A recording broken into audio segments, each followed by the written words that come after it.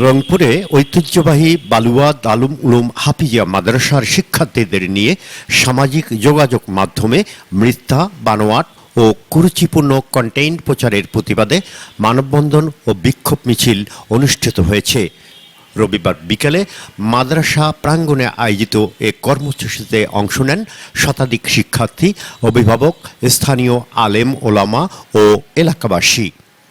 এ সময় তারা অপপ্রচারের বিরুদ্ধে বিভিন্ন স্লোগান দেন এবং দায়ীদের শাস্তির দাবি জানান।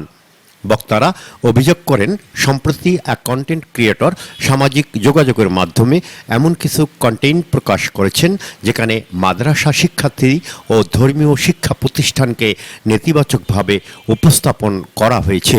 ক্রিয়েটর মুরাদ এই বালুয়া দারুল উলুম হাফিজিয়া লিল্লা বোর্ডিং এতিমখানা মাদ্রাসা সম্পর্কে যে কুরুচিপূর্ণ মতবাদ মানুষের সামনে প্রকাশ করেছে, আমরা এর তীব্র নিন্দা এবং প্রতিবাদ জানাই। আমাদেরকে দুঃখের সাথে বলতে হচ্ছে যে এই যে হাফিজিয়া মাদ্রাসাগুলেন, এগুলাই বাংলাদেশের গর্ব। বাংলাদেশে মুসলিমদের যদি কোনো ঐতিহ্য থেকে থাকে তাহলে এই হাফিজিয়া মাদ্রাসাগুলাই আছে। এগুলোর কারণে প্রতি বছর বিশ্বের দরবারে বাংলাদেশ আজকে মাথা উঁচু করে প্রথম, দ্বিতীয়, তৃতীয় স্থান অর্জন করতেছে। অথচ এগুলাকে নস্যাৎ করার জন্য এরা চক্রান্ত করে এই মাদ্রাসাগুলোর পিছনে উঠে পড়ে লাগছে। আমরা এর তীব্র নিন্দা এবং প্রতিবাদ জানাই। আমরা আপনাদের মাধ্যমে সরকার থেকে, স্থানীয় সরকার থেকে সবার কাছে এটা উৎখাতের যে ধরনের ব্যবস্থা নেওয়া দরকার প্রশাসনিক, এ ধরনের ব্যবস্থা কামনা করতেছি।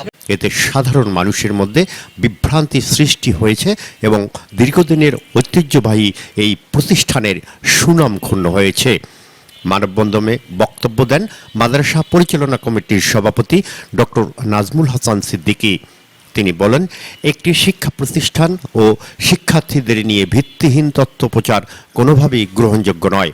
সত্যতা যাচাই না করে এমন কন্টেন্ট প্রকাশ সমাজে বিভ্রান্তি ছড়ায় এবং শিক্ষার্থীদের মানসিকভাবে ক্ষতিগ্রস্ত করে।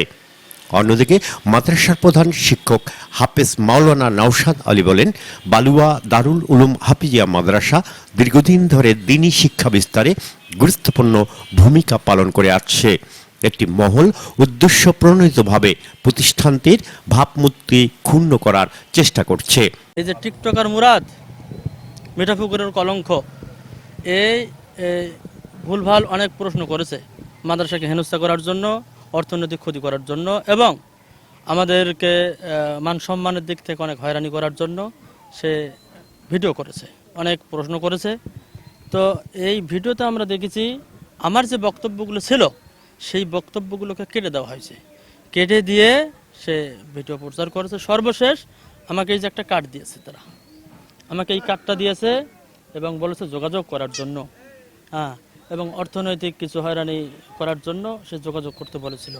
আমরা করে নাই বিধায় আমাদের এই ব্যঙ্গ করে, এডিটেড করে আমাদের ভিডিও ভাইরাল করেছে।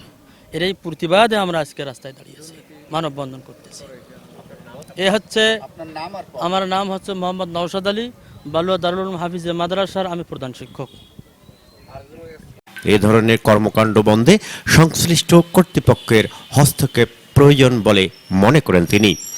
মানববন্ধন শেষে একটি বিক্ষোভ মিছিল মাদ্রাসা প্রাঙ্গণ ও আশেপাশের সড়ক প্রদক্ষিণ করে। কর্মসূচি থেকে অবিলম্বে বিতর্কিত কন্টেন্ট অপসারণ, দায়ীদের বিরুদ্ধে আইনগত ব্যবস্থা গ্রহণ এবং ভবিষ্যতে এ ধরনের অপপ্রচার বন্ধে প্রশাসনের কার্যকর পদক্ষেপের দাবি জানানো হয়, যাতে আমরা রহমত সবার উপর বর্ষিত হয়। এবং এই মাদ্রাসাটি আপনারা জানেন, এটি কোনো কওমি মাদ্রাসাও নয়, এটি কোনো কিন্তু আপনার ওই দাখিল টাইপের ধরনের মাদ্রাসাও নয়। এই মাদ্রাসাটি হচ্ছে একেবারেই দ্বীনি শিক্ষা প্রতিষ্ঠান। এখান থেকে আমাদের কোমলমতি যে সমস্ত ছাত্ররা রয়েছে তারা এখান থেকে হাফেজ হয়ে বের হয়।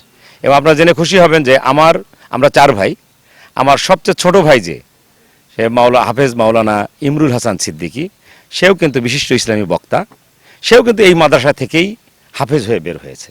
এই মাদ্রাসাটি অত্যন্ত একটা কি বলবো পরিচিতি রয়েছে এবং খুবই একটা ভালো মাদ্রাসা হিসেবে এটা কিন্তু স্বীকৃত। এই মাদ্রাসাটির সুনামকে এখানে নষ্ট করবার জন্য কিছু মহল এখানে সাবোটাজ করছে।